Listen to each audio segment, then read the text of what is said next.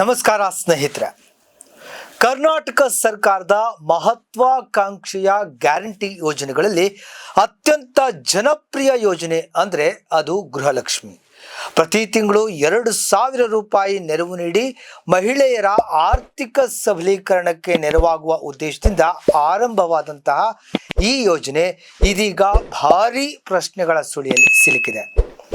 ಸುಮಾರು 1.48 ಲಕ್ಷ ಮೃತ ಮಹಿಳೆಯರ ಖಾತೆಗಳಿಗೆ ಕಳೆದ 5 ತಿಂಗಳುಗಳಿಂದ ನಿರಂತರವಾಗಿ ಹಣ ಜಮೆಯಾಗ್ತಾ ಇದೆ.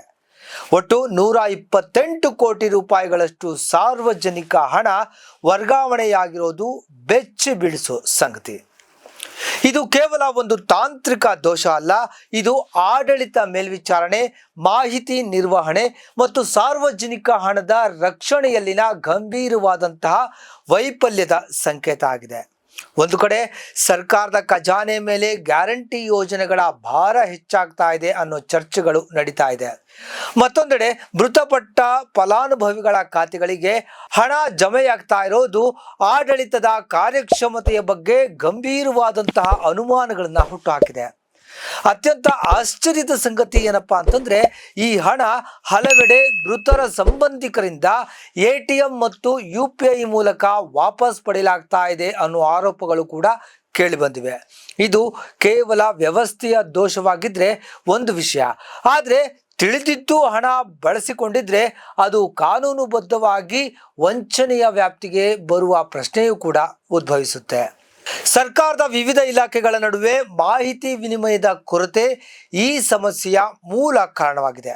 ಮರಣ ಪ್ರಮಾಣ ಪತ್ರಗಳು ಒಂದು ಇಲಾಖೆಯಲ್ಲಿದ್ದರೆ ಫಲಾನುಭವಿಗಳ ಪಟ್ಟಿ ಮತ್ತೊಂದು ಇಲಾಖೆಯಲ್ಲಿದೆ. ಬ್ಯಾಂಕ್ ಖಾತೆ ಮಾಹಿತಿ ಇನ್ನೊಂದು ವ್ಯವಸ್ಥೆಯಲ್ಲಿದೆ.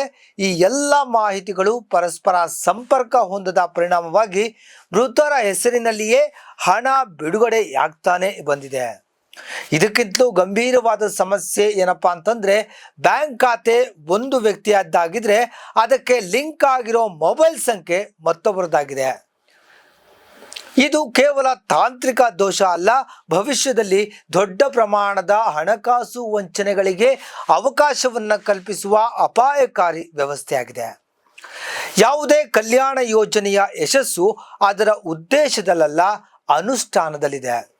ಯೋಜನೆ ಘೋಷಿಸುವುದು ಸುಲಭ, ಆದರೆ ಫಲಾನುಭವಿಗಳ ಮಾಹಿತಿ ಪರಿಶೀಲನೆ, ಅರ್ಹತೆ ನಿರ್ಧಾರ, ನಿರಂತರ ಆಡಿಟ್ ಮತ್ತು ಮೇಲ್ವಿಚಾರಣೆ ಇಲ್ಲದಿದ್ದರೆ ಅತ್ಯುತ್ತಮ ಯೋಜನೆಯೂ ಕೂಡ ಪ್ರಶ್ನಾರ್ಹವಾಗುತ್ತೆ ಅನ್ನೋದಕ್ಕೆ ಇದೇ ಒಂದು ತಾಜಾ ಉದಾಹರಣೆ.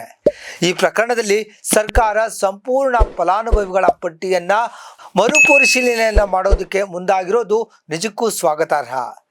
ಈ ಪೋರ್ಟಲ್ ಜೊತೆಗೆ ಮರಣ ಮಾಹಿತಿಯನ್ನ ಜೋಡಿಸೋದು, ಜೀವಿತ ಪ್ರಮಾಣ ಪತ್ರ ಅಥವಾ ಬಯೋಮೆಟ್ರಿಕ್ ದೃಢೀಕರಣವನ್ನ ಕಡ್ಡಾಯಗೊಳಿಸೋದು ಹಾಗೂ ಹೊಸದಾಗಿ ಅರ್ಜಿಗಳನ್ನು ಆಹ್ವಾನಿಸುವ ಚಿಂತನೆ ಸರಿಯಾದ ದಿಕ್ಕಿನ ಹೆಜ್ಜೆಯಾಗಿದೆ. ಆದರೆ ಇಲ್ಲಿ ಪ್ರಶ್ನೆ ಇನ್ನೂ ಕೂಡ ಉಳಿದಿದೆ. ಈಗಾಗಲೇ ಮೃತರ ಖಾತೆಗಳಿಗೆ ಜಮೆಯಾಗಿರುವಂತಹ 128 ಕೋಟಿ ರೂಪಾಯಿಗಳ ನಷ್ಟಕ್ಕೆ ಹೊಣೆ ಯಾರು? ಇಷ್ಟು ದೊಡ್ಡ ಪ್ರಮಾಣದ ದೋಷ ಇಷ್ಟು ದಿನ ಯಾರ ಗಮನಕ್ಕೂ ಬರದಿದ್ದದ್ದು ಹೇಗೆ? ಯೋಜನೆಯ ಆರಂಭದಿಂದಲೂ ಕೂಡ ಸಾಮಾಜಿಕ ಲೆಕ್ಕಪತ್ರ ಪರಿಶೀಲನೆ ಯಾಕೆ ನಡೆಸಲಿಲ್ಲ?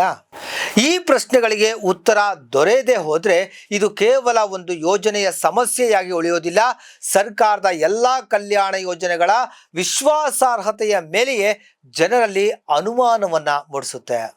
ಸಾರ್ವಜನಿಕರ ಹಣ ಸರ್ಕಾರದ ಹಣ ಅಲ್ಲ, ಅದು ತೆರಿಗೆದಾರರ ಹಣ. ಅದರ ಪ್ರತಿಯೊಂದು ರೂಪಾಯಿಗೂ ಸರ್ಕಾರ ಉತ್ತರದಾಯಿತ್ವವನ್ನು ಹೊಂದಿರಬೇಕು. ಗೃಹಲಕ್ಷ್ಮಿ ಯೋಜನೆಯ ಈ ಘಟನೆ ಸರ್ಕಾರಕ್ಕೆ ಒಂದು ಎಚ್ಚರಿಕೆಯ ಗಂಟೆ. ಈಗಲಾದರೂ ತಾಂತ್ರಿಕ ವ್ಯವಸ್ಥೆಗಳನ್ನು ಬಲಪಡಿಸಿ, ಹೊಣೆಗಾರಿಕೆಯನ್ನು ನಿಗದಿಪಡಿಸಿ, ತಪ್ಪಿತಸ್ಥರ ವಿರುದ್ಧ ಕ್ರಮ ಕೈಗೊಂಡ್ರೆ ಮಾತ್ರ ಜನರ ವಿಶ್ವಾಸವನ್ನು ಉಳಿಸಿಕೊಳ್ಳೋದಕ್ಕೆ ಸಾಧ್ಯ ಆಗುತ್ತೆ. ಇಲ್ಲದಿದ್ದರೆ ಗೃಹಲಕ್ಷ್ಮಿ ಯೋಜನೆ ಮಹಿಳಾ ಸಬಲೀಕರಣದ ಯೋಜನೆಯಾಗಿ ಅಲ್ಲ, ಆಡಳಿತಾತ್ಮಕ ವೈಫಲ್ಯದ ಉದಾಹರಣೆಯಾಗಿ ಇತಿಹಾಸದಲ್ಲಿ ದಾಖಲಾಗುವಂಥ ಅಪಾಯ ಇದೆ. ನೋಡಿದ್ರಲ್ಲ ವೀಕ್ಷಕರೇ, ಈ ಮಾಹಿತಿ ನಿಮಗೆ ಇಷ್ಟವಾಗಿದ್ದಲ್ಲಿ ಲೈಕ್ ಮಾಡಿ, ಶೇರ್ ಮಾಡಿ, ನಮ್ಮ ಚಾನಲನ್ನು ಸಬ್ಸ್ಕ್ರೈಬ್ ಮಾಡಿ, ನಿರಂತರ ಅಪ್ಡೇಟ್ಸ್ಗಾಗಿ ಬೆಲ್ ಬಟನ್ ಐಕಾನ್ ಒತ್ತಿ. ನಮಸ್ಕಾರ.